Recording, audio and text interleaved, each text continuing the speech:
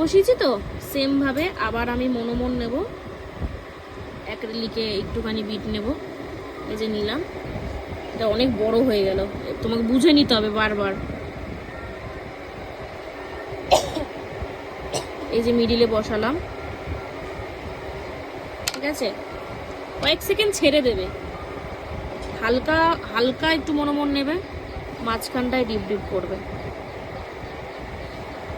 এদিক দিয়ে